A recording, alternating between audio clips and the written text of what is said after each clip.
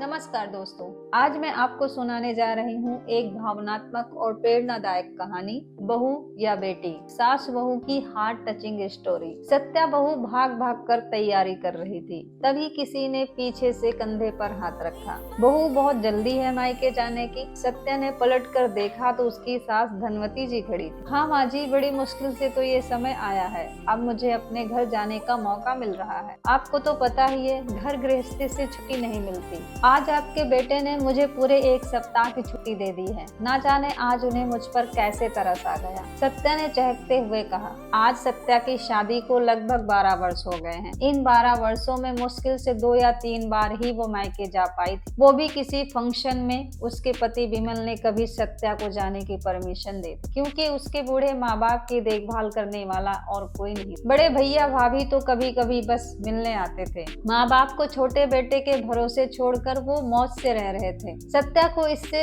कोई परेशानी नहीं थी, क्योंकि उसके सास ससुर उसे बहुत चाहते थे। सत्या भी पता नहीं कब बहू से बेटी बन गई, उसे पता ही नहीं चला। दिन भर काम में व्यस्त रहती थी, सास ससुर की एक एक चीज का ध्यान रखना, यहाँ तक कि वह अपने ससुर जी को कभी कभी डांट भी देती थी जब वे चुपचाप कभी कभी मीठा खाने की कोशिश करते थे। इस प्यार भरी डांट पर वो मुस्कुराकर बस इतना ही कहते, लगता है मेरी माँ वापस आ गई। लेकिन आज सब कुछ भूलकर सत्या अपने मायके जाने के लिए तैयार हो रही। विमल उसे खुद छोड़ने जा रहे थे। जाते समय सत्या ने अपने सास ससुर के पैर छूते हुए कहा, पापा आप परहेज से रहना और मीठा तो बिल्कुल मत खाना। मम्मी जी, मैंने मेड को बोल दिया है, वो आप दोनों को समय पर दवाई दे देगी। आप अक्सर दवाई लेना भूल जाती हैं। जब मैं वापस आऊं तो आप दोनों ऐसे ही स्वस्थ मिलने चाहिए। लेकिन बाबूलाल जी और धनवती जी दोनों के चेहरे उदास। इस उदासी का कारण सत्या भी नहीं समझ पाई। उसे लगा जैसे वे उसके जाने से दुखी हैं। सत्या उनका आशीर्वाद लेकर जल्दी से गाड़ी में बैठकर चली गई।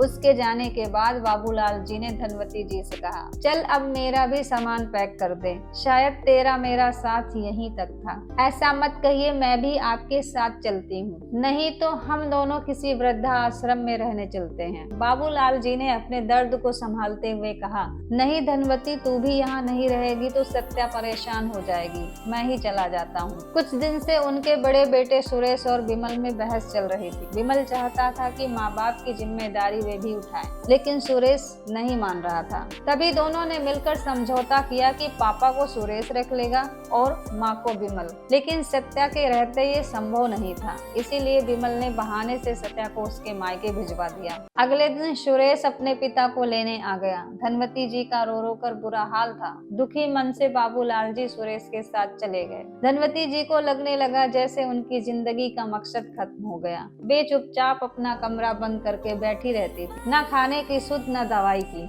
उधर यही हाल बाबूलाल जी का भी था। एक दिन विमल ने सत्या को फोन किया, सत्या मम्मी की तबीयत ठीक नहीं है, तुम जल्दी से आ जाओ, उन्हें अस्पताल में एडमिट किया है। सत्या जल्दी से अस्पताल पहुंची। माँ जी क्या हो गया आपको? डॉक्टर साहब ये तो अच्छी भली थी, इन्होंने खाना पानी छोड़ दिया था, यहाँ तक की दवाई भी नहीं ली है, करीब 3 दिन से कुछ नहीं खाया है। डॉक्टर की बात सुनकर सत्या माँ जी की ओर देखकर बोली, क्या हुआ माँ जी, ये सब क्या है? कोई बात हुई है क्या? मुझे बताइए। बस बेटी, तू कब बहू से बेटी बन गई पता नहीं चला, तूने हमारा बहुत ध्यान रखा। बस एक उपकार और कर दे, अपने ससुर का ध्यान रखना मेरे बाद, वे बहुत अकेले हो जाएंगे। मैं उनकी जिम्मेदारी तुझे सौंप कर जाना चाहती थी, इसीलिए जिंदा हूँ। सत्या इससे पहले कुछ समझ पाती, धनवती जी की गर्दन एक और लुढ़क गई। सत्या और विमल जब माँ को लेकर घर पहुँचे तो देखा बाबूजी सुरेश की गाड़ी से उतर रहे थे। सत्या सब समझ गई। उसने गुस्से से अपने पति विमल की ओर देखा और बोली, जो पाप आपने किया है उसका प्रायश्चित तो मैं भी नहीं कर सकी। इतना बड़ा धोखा मुझसे और अपने माता पिता से इतनी नफरत, हे भगवान, अब हमें कौन बचाएगा? माँ का तो आपने दिल दुखाया है, उसका प्रायश्चित करने के लिए आपको ना जाने कितने जन्म लेने होंगे। विमल बस फूट फूट कर रो रहा था, मुझे क्या पता था ये सब हो जाएगा। इधर बाबूलाल जी गुमसुम से बैठे थे, वे ना रो रहे थे ना किसी से बात कर रहे थे। सत्या ने ने जाकर उन्हें संभाला तो वो बोले, बेटी मेरा आशीर्वाद हमेशा तेरे साथ रहेगा, बस मैं और नहीं जी पाऊंगा। ये कहकर वे सत्या की गोद में लुढ़क गए। सत्या ने उन्हें उठाने की कोशिश की, लेकिन बाबूलाल जी जा चुके थे। कभी कभी जिंदगी हमें ऐसे मोड़ पर लाकर खड़ा कर देती है जहाँ सही और गलत का कोई मतलब नहीं रह जाता। रह जाता है तो बस प्यार, अपनापन और यादें। दोस्तों, अगर इस कहानी ने आपके दिल को छू लिया हो तो इसे लाइक, शेयर और एक कमेंट जरूर करें, ताकि ये संदेश हर उस घर तक पहुँचे जहाँ बहू और सास के बीच प्यार की जगह दूरी है। फिर मिलते हैं एक नई सीख, एक नई प्रेरणा और एक नई कहानी के साथ।